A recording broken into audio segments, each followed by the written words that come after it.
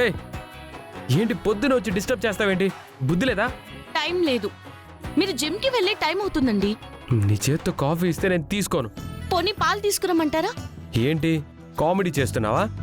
Coffee deal అందించేస్తే కరిగిపోతాను అనుకుంటున్నావా? పోనీ ఏం చేస్తే మీ మనసు కరుగుతుందో చెప్పండి, అదే చేస్తాను.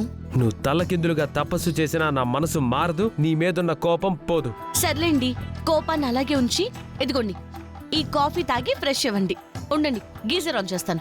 ఏ వద్దని చెప్తే అర్థం కాదా? బుర్ర పనిచేయదా నీకు? ఏంటి నాన్న, ఏమైంది? చూడు మమ్మీ, ఉదయాన్ని వచ్చి డిస్టర్బ్ చేస్తుంది. ఏం డిస్టర్బ్ చేసిందిరా? నేను అడగకుండానే కాఫీ తీసుకొచ్చింది. ఇదిగోండి టవల్ తీసుకోండి, ఫ్రెష్ అవ్వండి, గీజర్ ఆన్ చేస్తానని ఓవర్ యాక్షన్ చేస్తుంది. ఇందులో ఓవర్ యాక్షన్ ఏముందిరా? ప్రతి భార్య భర్తకు చేయాల్సిన సేవలే తను చేస్తుంది. పైగా నీకు జిమ్కి టైం అవుతుంది కదా, అందుకోసమే నిన్ను వదిన తొందర పెడుతుంది. అందులో తప్పేముందిరా? తప్పు కాకపోతే ఏంట్రా? వాడు వద్దు అన్నప్పుడు తనెందుకు ఈ రూమ్లోకి రావాలి? వద్దంటే రాకుండా మానేయడానికి నేనేం చుట్టాని కాదు కదత్తయ్య, ఆయన భార్యని. భార్య అని నువ్వు అనుకుంటున్నావేమో, కానీ చరణ్ అనుకోవట్లేదు. అనవసరంగా ఆయన దగ్గరకు వచ్చి డిస్టర్బ్ చేస్తే మర్యాద దక్కదు. ఏమనుకోవచ్చండి?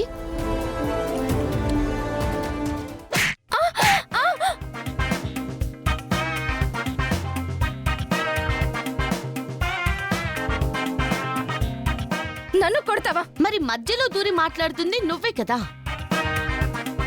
ఓహో, అత్తయ్య గారు కూడా మాట్లాడారు, ఆవిడ్ని కొట్టమని హింటిస్తున్నావా?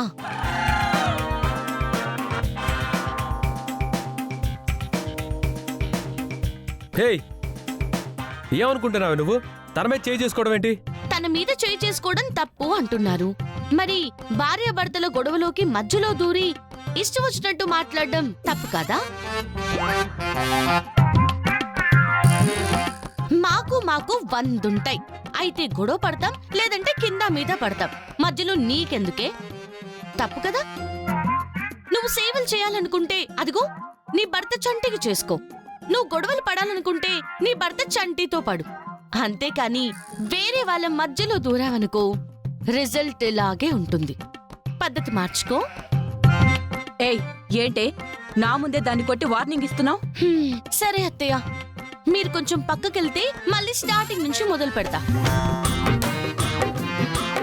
చూడండి అత్తయ్య, నేనేదైనా తప్పు చేశాననుకో, అత్తగారిగా నన్ను దెబ్బ కొట్టే అధికారం కానీ, నన్నొక మాట అనే అధికారం కానీ మీకుంటుంది.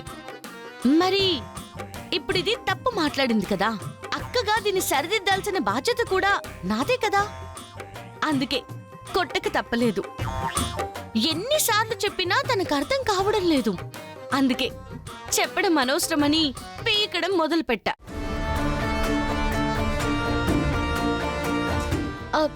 నేను చేసింది తప్పంటారా బామ్మగారు? తప్పెందుకు అవుతుంది? భార్య భర్తలన్నాక 1,00,000 ఉంటాయి మీ మధ్య.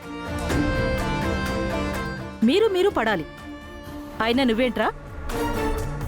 అది కాఫీ ఇవ్వడం నచ్చకపోతే నచ్చలేదని చెప్పు, అంతేకాని ఓ నరిచేసి అందరినీ డిస్టర్బ్ చేయాలా? పదండి, మొగుడు పెళ్ళాల మధ్య ఓ దూరేస్తారు అందరూను. పదండి, రండి.